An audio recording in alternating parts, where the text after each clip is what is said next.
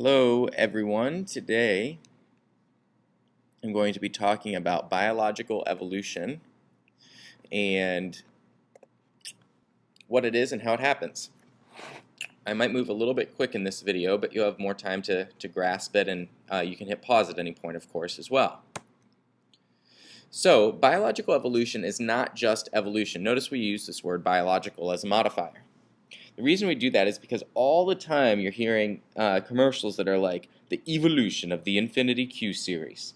And you know, the companies really like this. They give it a British accent, they make it sound sort of scientifical, and you know, in the end they kind of are implying, I guess, that it's the change and for the better and all this sort of thing, and that's fine. I mean, people can use words however they want, but that's not how we use it in biology necessarily, and we want to make sure that we have a really good, tight definition for biological evolution.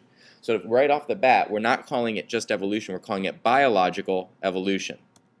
Now, biological helps us differentiate from this pop culture usage. So, you know, they could say the evolution of the Ducati 1098S motorcycle that looks sweet.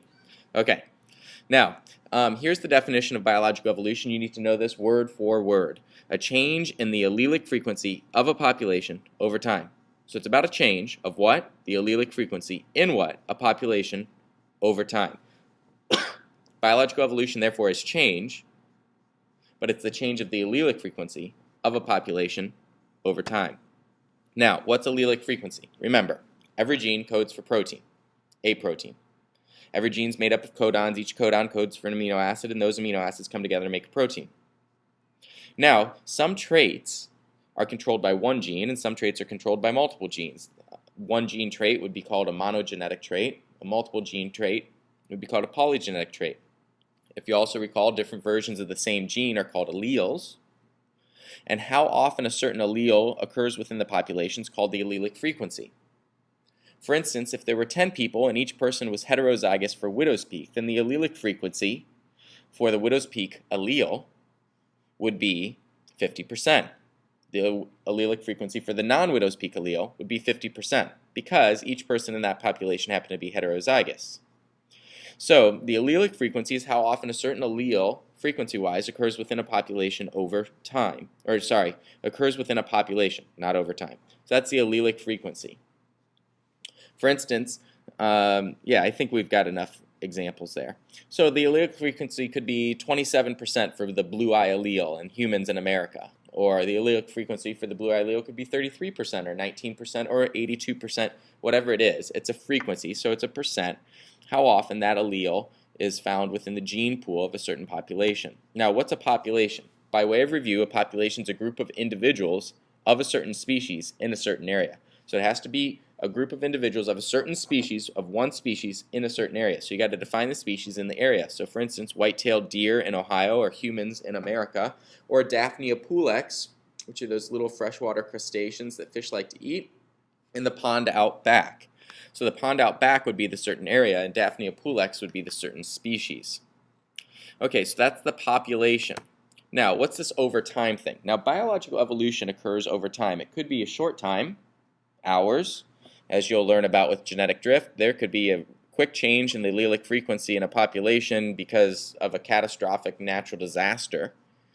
Or it could be a really long time, as you'll probably find with natural selection, where we might be talking thousands upon thousands of years in order to notice an appreciable difference in the allelic frequency in a population. So this is the over time part. So, review, change in allelic frequency of a population over time.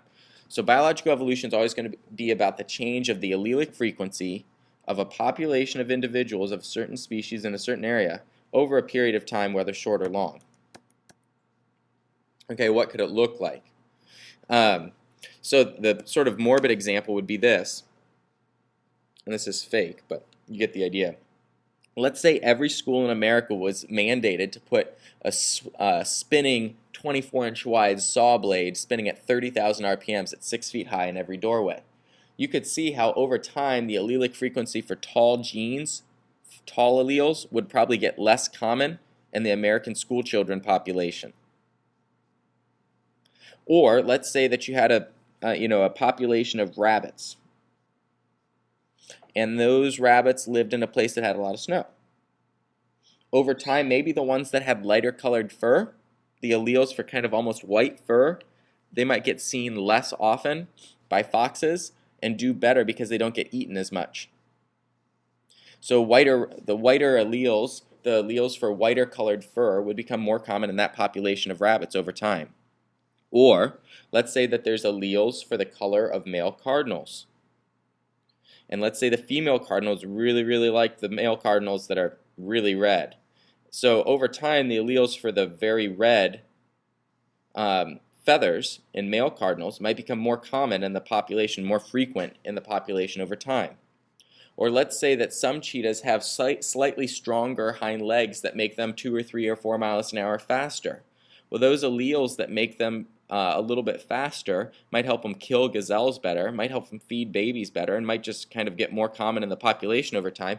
So over time you might get faster cheetahs, which is really just about, there's more, the alleles for those bigger leg muscles are getting more common in that population over time. So biological evolution is always about a change in the allelic frequency in a population over time. Now, one way that biological evolution can occur is called natural selection. Charles Darwin wrote about it in the middle of the 1800s in a book called On the Origin of Species. Now, there's 5 tenets of natural selection, and the first 3 of them are assumptions. So it's sort of like if you believe the first 3, which are pretty easy to believe, then the following 2 should kind of be like just fall into place, so to speak. It's like a little bit of a geometry proof. So here are the tenets.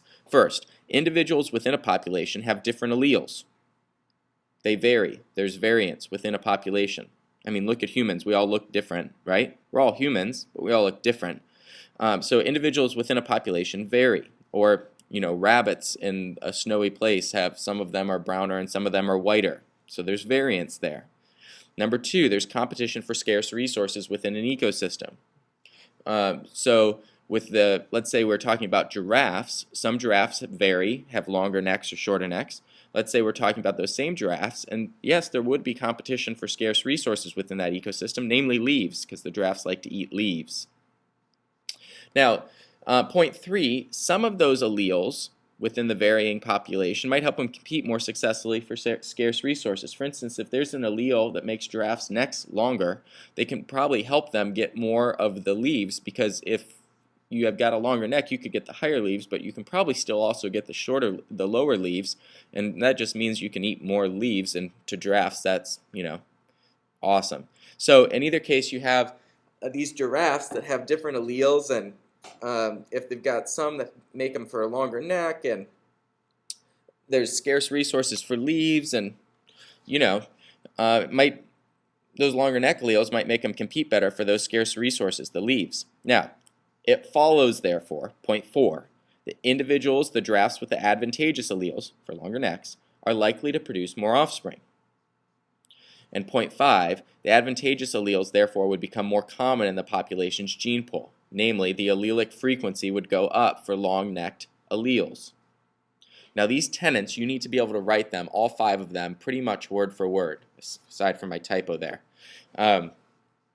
So, individuals in a population vary. There's competition for scarce resources. Some alleles might help individuals compete better for those scarce resources. Therefore, individuals with those advantageous alleles will likely to produce more offspring, and those advantageous alleles will become more common in the population over time.